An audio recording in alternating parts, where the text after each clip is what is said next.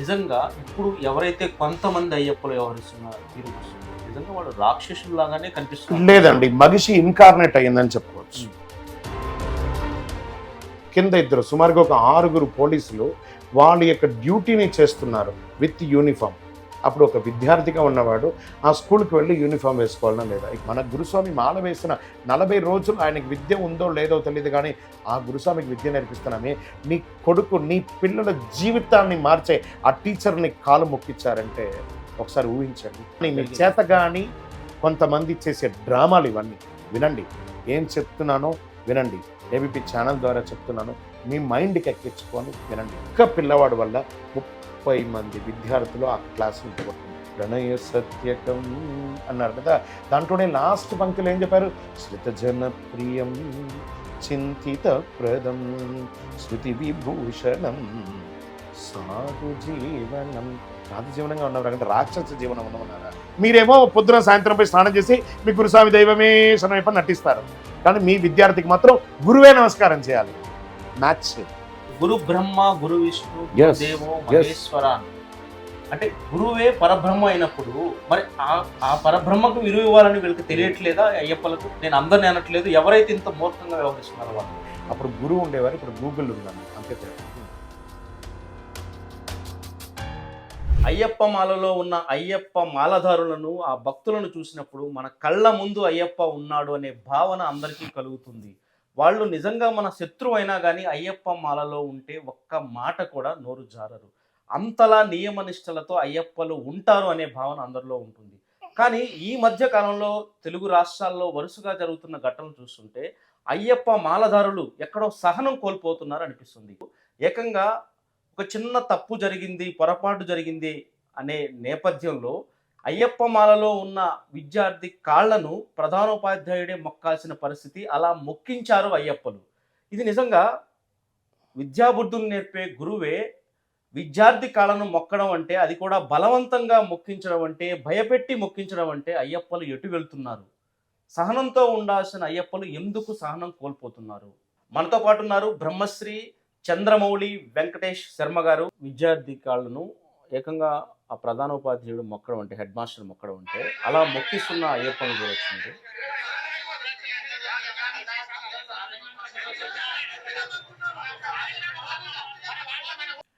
ఇక్కడ సాక్షాత్ అయ్యప్ప స్వామి వారే గురువాసంలో వెళ్ళి విద్య నేర్చుకున్నారు. దాంట్లోనే బ్రహ్మశ్రీ డాక్టర్ చంద్రమౌళి గురుస్వామి గారు రాసినటువంటి ఒక పాటలో ఒక ప్రముఖ ఉంటుంది. గురువాసములో చదివింప గురుపుత్రుని దీవింప మాటలు రాని బాలునకు మాటలు వచ్చను మహిమలతో. అంటే ఆ గురువాసంలోకి వెళ్ళి సాక్షాత్ అయ్యప్ప స్వామి వారే తన యొక్క రాజ్యాన్ని, సకల భోగాలను వదిలేసి ఆ గురువు దగ్గరికి వెళ్ళి ఆ సామాన్యమైనటువంటి జీవితం జీవించి అందరితో కలిసికట్టుగా ఉండి విద్య నేర్చుకున్నారు. ఆ గురువు దగ్గర అక్కడ గురువురు అధికమూలం గురువురు అంధకార నిర్మూల. ఒక బాగా చాలామందికి అందరికీ బాగా తెలిసిన ఒక విషయం ఏమంటే, మన మాల వేసుకోగానే మనకేం కొమ్ముడు రావట్లేదండి. తన పేరుని తన భక్తుడికి ఇచ్చి సమాజంలో పిలిపించుకునే ఒక గొప్ప స్వామి అనే వాళ్ళం మనము కాంట్రవర్షియల్కి వెళ్తున్నాము అంటే, మనలో స్వామి ఉన్నారా లేకపోతే అహంకారం ఉందా అనేది ముందు ఒక ప్రశ్న ఒకటి. అందులో అది చాలా బాధాకరం. ఒక ప్రధానాధ్యాయుడు ఒక సామాన్య ఒక స్టూడెంట్కి కాలు మొక్కడం, అక్కడ మాల అంతా పక్కన పెట్టండి సార్, అయ్యప్ప మాల అవన్నీ కూడా పక్కన పెట్టండి, ఒక స్టూడెంట్కి కాలు మొక్కడం అనేది వాస్తవానికి ఆ పిల్లవాడికి ఆయుక్షీణం. చాలామందికి తెలియదు, పెద్దవాళ్ళు చిన్నపిల్లలకి మొక్కితేనే ఆయుక్షీణం. ఇది ఒక ఫ్యాషన్గా మనం దాన్ని చేసుకుంటూ వెళ్తున్నారు. మాల వేసుకొని తల్లిదండ్రులు ఒక్కసారి ఈ యొక్క వీరంగమంతా సృష్టించి ఒక 50 మంది సృష్టించారు కదా, కానీ తల్లిదండ్రులు మీరు గుండె మీద చెయ్యి వేసుకొని ఒకసారి నా వీడియో చూడండి. మీరు ఆ పిల్లవాడిని స్కూల్కి చేర్పించేటప్పుడు ఆ స్కూల్ యొక్క రూల్స్ అండ్ రెగ్యులేషన్కి కట్టుబడే మేము ఈ పిల్లవాడిని చేర్పించాము అని మీరు సంతకం పెట్టారు. మీకు గుర్తుందో లేదో మళ్ళీ మేనేజ్మెంట్ దగ్గర పోయి అడిగి ఒకసారి అడగండి. ఒక స్కూల్ అన్న తర్వాత దానికి అలాగే ఉంటుందండి. ఎవరో ఒక్కతను ఈ పిల్లవాడు వచ్చి చెప్తేనే మీకు అందరికీ తెలుసు కదా, అతను ఏం చెప్పాడో చెప్పలేదో మీకు తెలియదు. కానీ ఇంతమంది వచ్చి ఒక టీచర్ని అవమానపరిచి మనం ఏం సాధించాం అయ్యప్పగా? గొప్పగా నమస్కారం చేసేసి అయిపోయిందా? ఆ టీచర్ ఆ అబ్బాయికి నమస్కారం చేసేస్తే అయిపోయిందా? కానీ ఒక గురువు కాదండి, ఆ గురు స్థానంలో ఉన్న వారిని అందరినీ ఓ పిల్లవాడి తల వంచిచ్చేశారు కదండి. ఆయన ప్రధాన అధ్యాపకుడు ఎలా అయ్యారు? ఆయన చదివిన చదువు, ఆయన చదివినటువంటి గొప్ప ఇది ఒక గజెటెడ్ హోదా అండి. It's not ordinary position. It's a gazetted హోదా. వారి దగ్గర అపాయింట్‌మెంట్, వారి యొక్క గ్రీన్ పెన్ సంతకానికే చాలా వాల్యూ ఉంటుంది. అలాంటి ఒక టీచర్ చేత మీరు కాలు మొక్కించడం ఏంటండి? సరే, ఇక్కడితో అయిపోయిందా? చాలామంది దాన్నేదో ఒక ఫ్యాషన్‌గా ధర్నాలు చేస్తున్నారు ఏంటండి? ఈ ఇమేజ్ చూడండి ఒక్కసారి. అందరూ గూడాను ఎవరైనా జస్ట్ సీ. సాక్షాత్ 18వ బడి. సాక్షాత్ 18వ బడి. వీళ్ళందరూ కూడా దీక్షలో ఉన్న పోలీసులే అండి. మన అయ్యప్పలందరూ కూడా కంఫర్ట్‌గా ఎక్కడానికి కోసం వీళ్ళందరూ ఇక్కడ ఇటుపక్క ఒక ఇద్దరు, కింద ఇద్దరు, సుమారుగా ఒక 6 పోలీసులు వాళ్ళ యొక్క డ్యూటీని చేస్తున్నారు విత్ యూనిఫామ్. అప్పుడు ఒక విద్యార్థిగా ఉన్నవాడు ఆ స్కూల్‌కి వెళ్ళి యూనిఫామ్ వేసుకోవాలనా లేదా? ఇక్కడ చూడండి, శబరిమల ఈ మెట్లు ఎక్కగానే 18వ బడియే. ఇంకా వేరే లేదు. అలాంటి చోటనే డిసిప్లిన్‌గా ఉండొచ్చు అనంటే మన ఊర్లో ఉన్న స్కూల్‌లో ఎంత డిసిప్లిన్‌గా ఉండొచ్చు? దీన్ని తల్లిదండ్రులు మీరు ఏ రకంగా చాలా చక్కటి విషయాన్ని మీరు ఇప్పుడు మాట్లాడారు స్వామి. హ్మ్. ఈరోజు ఎక్కడ చూసినా ఒక వార్త వినిపిస్తూనే ఉంది. యూనిఫామ్ వేసుకోకుండా మాలలో స్కూల్‌కి వెళ్తున్నారు. స్కూల్‌కి వెళితే స్కూల్‌లో అలౌ చేయట్లేదు అనేది వింటున్నాం మనం. స్కూల్‌లో ఎప్పుడైతే అనుమతించట్లేదో ఒక 20, 30 మంది అయ్యప్పలు స్కూల్ ఆ ముందుకు స్కూల్ రావడం, ధ్వంసం చేసేస్తున్నారు. ఆందోళన చేయటం, కొట్టేంత పని చేయడం చేస్తున్నారు. ఫర్నిచర్లు ఏంటది? పడగొట్టేస్తున్నారు. అసలు నేను ఒకటి చెప్తానండి. ఆ విద్యార్థులలో చిన్న పిల్లలకి మాల వేయడం తప్పు లేదు. కానీ అవసరమని కూడా ఆలోచించండి. మరి మేము మొక్కుకున్నామండి. ఏంటండి మొక్కుకొని చాదస్తం చేసి, తల్లి యొక్క ప్రేమలో ఒక రెగ్యులర్ ఆహారపు అలవాటుకి, ఒక రెగ్యులర్ టైంకి అలవాటు పడ్డ పిల్లలు 6కో నిద్రలేసి చక్కగా స్నానం చేసి డబ్బా box, morning breakfast, lunch, dinner అవన్నీ చూసి అలవాటు పడ్డ పిల్లలు ఇప్పుడు పూజల దగ్గర నేను వెళ్తున్నాను కదా చాలా చోట. చిన్న చిన్న పిల్లలు పూజల దగ్గర ఉంటున్నారు. వాళ్ళకేమో ఉత్సాహంగా ఉంటుంది. మాలలని ఎగరడం, డాన్స్, ఇవన్నీ పూజలు, ఆనందం, అలంకారం ఇవన్నీ బాగుంటుంది. అందరూ కాళ్ళు మొక్కడం, లేకపోతే కాళ్ళు చేయడం ఇవన్నీ కూడా వాళ్ళకేదో కొత్తగా ఉండేసరికి మరుసటి రోజు స్కూల్‌ని దెబ్బతిని నిద్రపోతున్నారు. ఒక పక్క విద్య పోతుంది. ఒక పక్క డిసిప్లిన్ పోతుంది. మీ యొక్క ఛాదస్థానంతా పిల్లల మీద రుద్దేస్తున్నారు. పిల్లలు చేయాల్సిన పని పిల్లలు చేయాలండి. పెద్దవాళ్ళు చేయాల్సిన పని పెద్దవాళ్ళు చేయాలి. భక్తిగా మొక్కండి కానీ, భక్తితో పిల్లల్ని ఇబ్బంది పెట్టకండి. వాళ్ళు తల్లి చాటులోనే ఉండాలండి. వాళ్ళు ఒక 18 వయసు అయిన తర్వాత వాళ్ళకంటూ వాళ్ళకి తెలిసి చేసే దీక్ష బాగుంటుందండి. ఇప్పుడు కాలేజీకి, యూనివర్సిటీకి అంతా నువ్వు యూనిఫామ్‌లో రాలేదా, వచ్చావని ఎవరు అడగరు. స్కూల్ అనేటప్పటికి there should be 100% discipline. On my order I promise అని చెప్పే మనం వస్తున్నాం ప్రపంచంలోకి. ఈ ప్రపంచంలోకి అలా వచ్చేటప్పుడు ఒక స్కూల్‌లో ఒక టీచర్ ఉంటారండి. ఒక 30 మంది విద్యార్థులు ఉన్న ఒక క్లాస్ ఉందనుకుందాం. ఆ క్లాస్‌లో ఈ అబ్బాయి మాల వేసుకొని వచ్చిన అబ్బాయి వ్యంగ్యంగా మళ్ళీ కామెంట్స్ పెట్టకండి. వినండి, మైండ్ పెట్టుకొని బాగా ఆలోచించి పెట్టండి. మీ చేతగాని కొంతమంది చేసే డ్రామాలు ఇవన్నీ. వినండి, ఏం చెప్తున్నానో వినండి. ఏబీపీ ఛానల్ ద్వారా చెప్తున్నాను. మీ మైండ్‌కి ఎక్కించుకొని వినండి ఒక్కసారి. ఆ యొక్క పిల్లవాడిని ఆ టీచర్ ముట్టయ్యో లేకపోతే ఇంకొకటో ఇబ్బంది ఉంటే ఆ క్లాస్‌కి రారు. ఈ ఒక్క పిల్లవాడి వల్ల 30 మంది విద్యార్థులు ఆ క్లాస్‌ని పోగొట్టుకుంటున్నారు. ఒక స్కూల్‌లో 3, 4 ఫ్యాకల్టీస్ ఉంటారు. అలా ఉంటారా, ఉండారని వ్యంగ్యపరిచి మాట్లాడకండి. మళ్ళీ చెప్తున్నా. నేను ఎన్నో వీడియోస్ చేశాను. మీకు కామెంట్ చేయడం తప్ప ఆచరణ చేయడం మీకు రాదు. ఈ కామెంట్ చేసేవాళ్ళందరూ టైమ్ పాస్ చేసేవాళ్ళే. గుండె మీద చేసుకొని ఆలోచించి చూడండి. There should be a uniform. 100% uniform. అలాగే వెళ్ళాలి. ఆ స్కూల్‌లో టీచరు మాల వేసుకున్న తర్వాత, "స్వామి నువ్వు ఈ సమాధానం చెప్పు" అని అడగరండి. హే గోపాల్, హే రాజీ, హే విష్ణు, హే రాజా ఇలాగే పిలుస్తారు కానీ టీచరు స్వామి అని పిలవరు. అలా పిలిస్తే ఇంటిమసీ రాదు. అటు చెప్పిన మాట వినడు. "నువ్వు మాలలో వేసుకున్న వాళ్ళని ఏ బీన్ అంటావా" అంటే అంటారండి. టీచర్ అండి. నీ మాల నీకే కానీ స్కూల్‌కి కాదు. నీ దీక్ష నీకే కానీ ఆ స్కూల్‌కి కాదు. తల్లిదండ్రులు దయచేసి ఇలాంటి చాదస్తపు మొక్కులంతా మొక్కి మీ పిల్లల్ని చేసి రేపటి నాటికి మీ పిల్లవాడికి మీరు ఏం మెసేజ్ ఇస్తున్నారు? నేను ఇలా చేస్తే 10 మంది వచ్చేస్తారు ధర్నా చేయొచ్చని. వాడు ఫ్యూచర్‌లో సమాజంలో అతను ఎలా కావాలి? ఒక సివిల్స్ చదవాలనుకున్నాడు అనుకోండి, ఒకడు పెద్ద చదువు చదవాలనుకున్నాడు అనుకోండి, ఈ సంస్కారం వస్తుందా తోడుగా? చెప్పండి.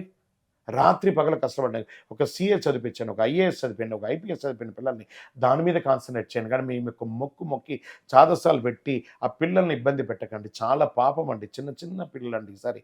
నేను ఈసారి ఎక్కువ పిల్లల్ని చూసాను. మీరు చూసి ప్రతి తల్లిదండ్రులు మేము ఇలాగే పంపిస్తామండి. ఏం చేస్తారో చూస్తాం. ఇలాంటి డైలాగ్స్ అంతా వాళ్ళ కర్మకు వాళ్ళని వదిలేశాను నేను.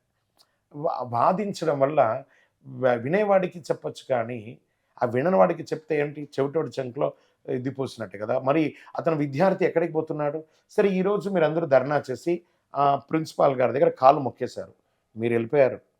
పేరెంట్స్ వెళ్ళిపోయారు. రేపటి రోజు ఆ ప్రిన్సిపాల్ గారి చేతిలోనే ఈ అబ్బాయి భవిష్యత్తు ఉందండి. ఏ టీచర్ కూడా పిల్లగాడి మీద వెంజన్స్ ఏం పెట్టుకోరు. అందరిని ప్రేమగానే చూస్తారు. కానీ ఆ ప్రిన్సిపాల్ గారు ఈ అబ్బాయిని చూసినప్పుడల్లా ఒక్కసారి ఆయన ఆయన ఆయన స్థానంలో ఒకసారి ఆలోచించండి. ప్రధానాధ్యాపకుడు. మనం ఏం చెప్తున్నాం? గురుస్వామి దైవమే అంటున్నాం. మన గురుస్వామి మాల వేసిన 40 రోజులు ఆయనకి విద్య ఉందో లేదో తెలియదు కానీ, ఆ గురుస్వామికి విద్య నేర్పిస్తున్నామే. నీ కొడుకు, నీ పిల్లల జీవితాన్ని మార్చే ఆ టీచర్‌ని కాలు మొక్కిచ్చారంటే ఒకసారి ఊహించండి. ఇది కరెక్టా? ఇది ఎంతవరకు కరెక్ట్? నిజంగా మీరు ఒక టీచర్ కింద చదివిన పిల్లలే కదా మీ తల్లిదండ్రులు? లేతే ఈరోజు మొక్కు, మొక్కు, మొక్కు, ఏ మొక్కు, ఏ మొక్కు. ఆ లాంగ్వేజ్ కూడా నేను విన్నాను. ఎంత ఘోరం! ఆయన ప్రిన్సిపల్ గారండి. అందరికి మొక్కండి, అందరికి మొక్కండి అనడం. అందరికి మొక్కు. ఆయన ఏం తప్పు చేశాడు? క్రైమ్ చేశాడా? నాకు ఇప్పుడే వచ్చిందండి హ్యూమన్ రైట్స్ నుంచి, ప్రభుత్వం నుంచి ఎంక్వైరీ వేశారట. నాకు ఒక కాల్ వచ్చింది. మీలాంటి గురువులు తల వంచడం చాలా బాధాకరం. నేను మీకు నమస్కరిస్తున్నాను. శతకోటి నమస్కారం చేస్తున్నాను మీ టీచర్ గారికి.